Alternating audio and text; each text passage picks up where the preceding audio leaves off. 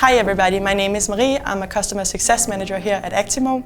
In this video, we want to provide you with some best practices for creating onboarding processes for your new employees.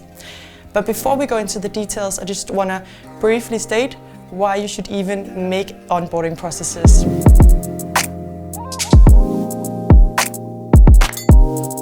First of all, it's about making your new employees feel welcome on the first day of their new job.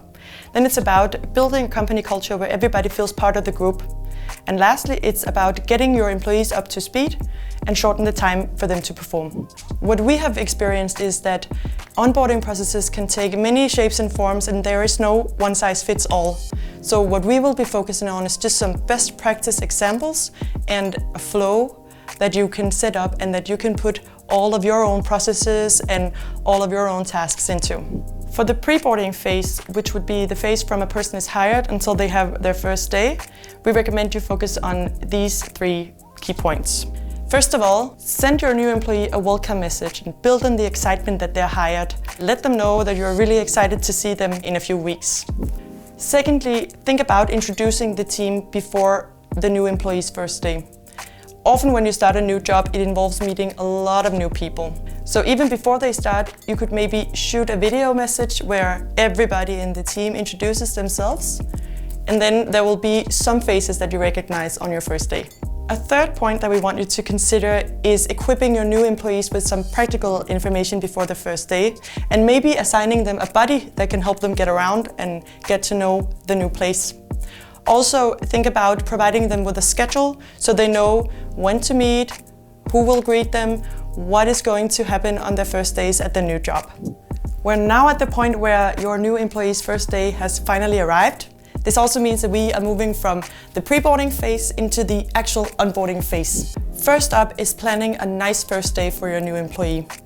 This would entail meeting all the new colleagues, maybe have their buddy show them around the company, giving them a tour, let them know where to get coffee, where to get the computer fixed if it's broken, all of the inner workings of your new workplace. Step 2 in your onboarding program would be to help your employee set everything up. Get them their computer and the phone and everything else they need to do their job.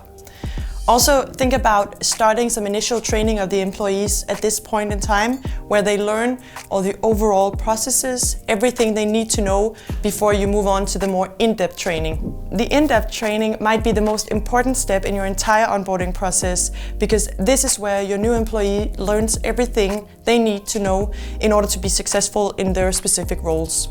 When it comes to in-depth training, think about making it as blended learning, so that not everything they need to learn happens in a classroom and not everything happens online. Think about mixing it up a bit and maybe add in some gamified training as well. So this was our take on what an onboarding flow could look like. In summary, here are some key points worth remembering.